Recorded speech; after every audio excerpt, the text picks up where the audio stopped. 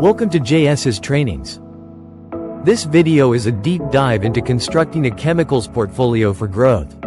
Chemicals is typically a commodity industry, but hidden within it are three stocks that make sense in a growth portfolio. This video is for educational purposes only, demonstrating how to apply established techniques to analyze a company from a long-term investment perspective, not trading. It does not constitute investment advice or recommendation to buy, sell, or hold any stock. This presentation builds a focused framework for constructing a long-term growth-oriented chemicals portfolio. It deliberately avoids generic sector enthusiasm and instead concentrates on business models, execution visibility, valuation discipline, and capital allocation.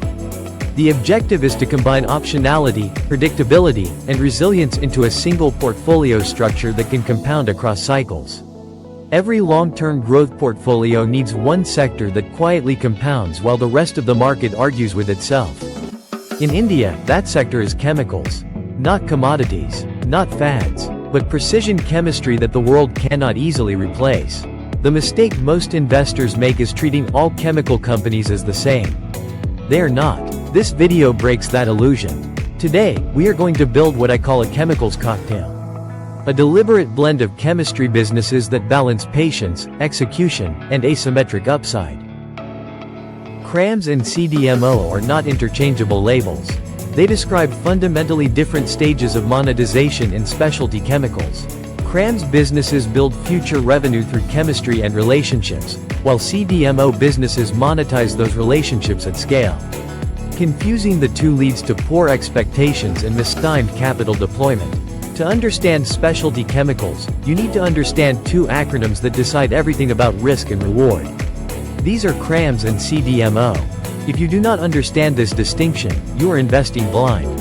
CRAMS stands for Contract Research and Manufacturing Services. CDMO stands for Contract Development and Manufacturing Organization. These are not fancy labels. They describe where a company sits in the value chain and how predictable its future cash flows can be. CRAMS businesses help global innovators develop molecules and manufacture them in limited or mid-scale quantities.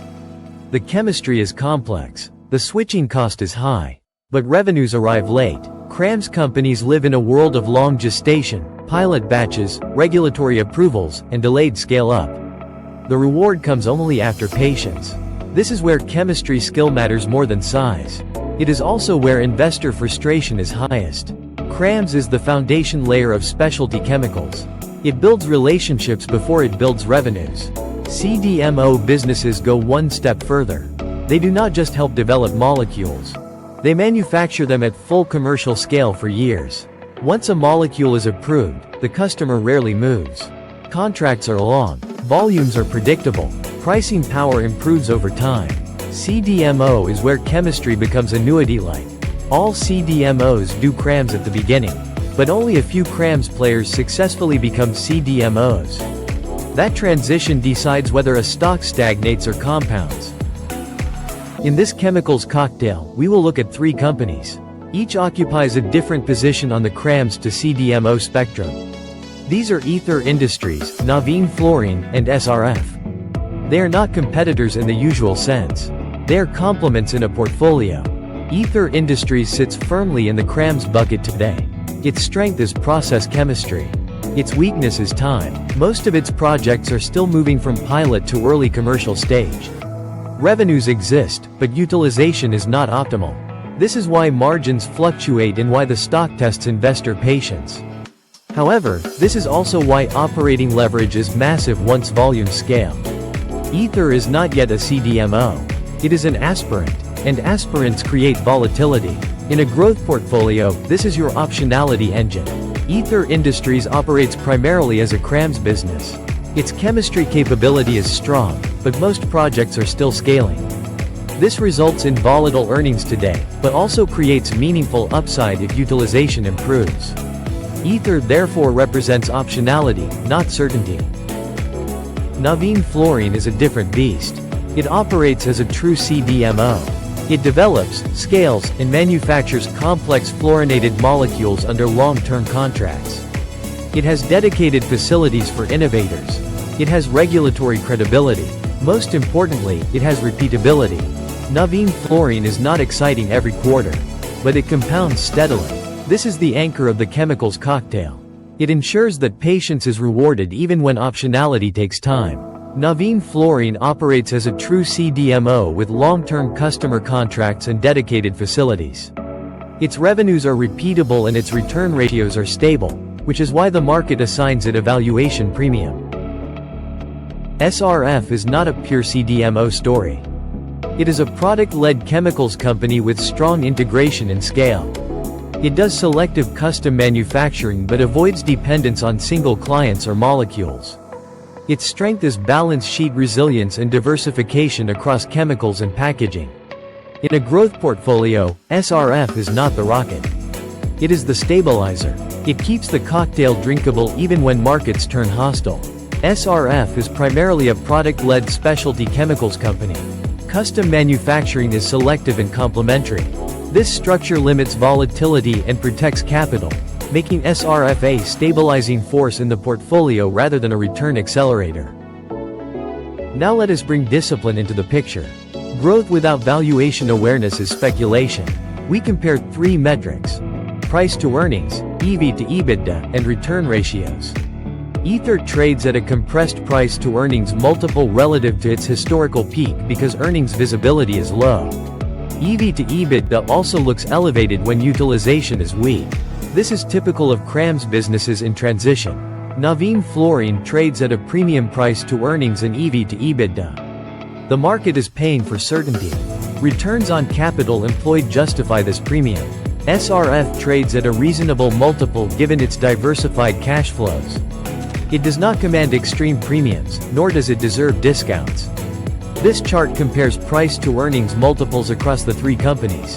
Navin Fluorine trades at the highest multiple because its earnings visibility is strongest and execution risk is lowest.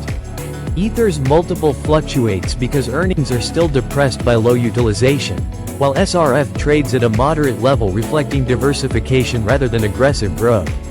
When you overlay PE charts for all 3 companies, the story becomes psychological. Navin Fluorine's PE remains elevated even during slowdowns because the market trusts its future. SRF's PE compresses and expands with cycles but rarely collapses. Ether's PE swings violently. This is what impatience looks like on a chart. Investors exit before the payoff and re-enter late. Understanding this behavior is critical if you want asymmetric returns. EV to EBITDA ratio clearly captures the impact of utilization on valuation. Navin Fluorine commands a premium because EBITDA is stable and repeatable. Ether appears expensive at current EBITDA levels because scale has not yet arrived, while SRF reflects mature, diversified operations. Return on capital employed and return on equity reveal the quality of execution.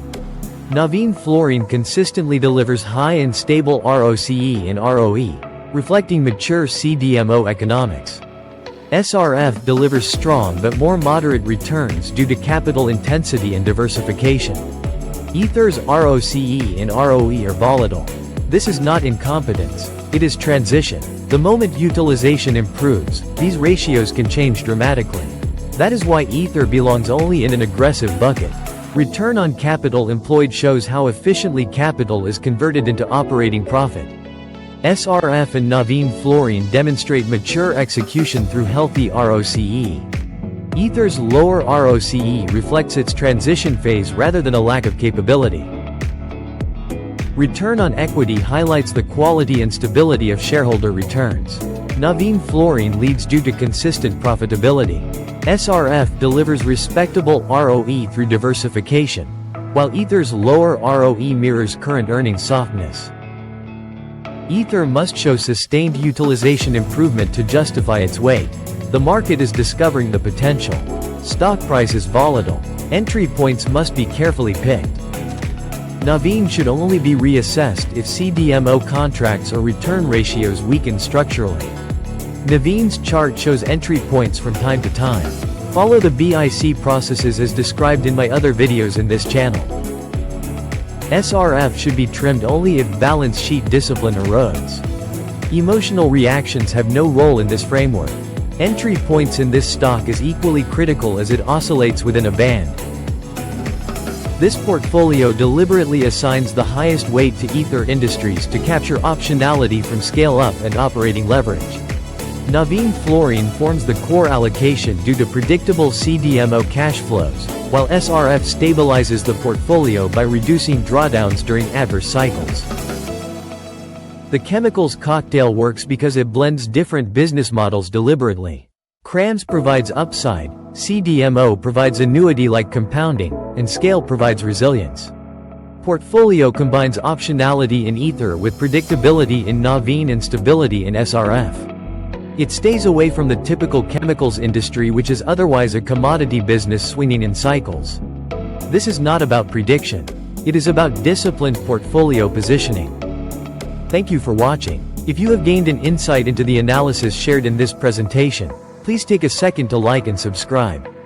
This series is focused on analyzing individual stocks from an investor's point of view, not traders. Subscribe to get alerted on new uploads, and share it with a friend who may be interested. See you in the next one.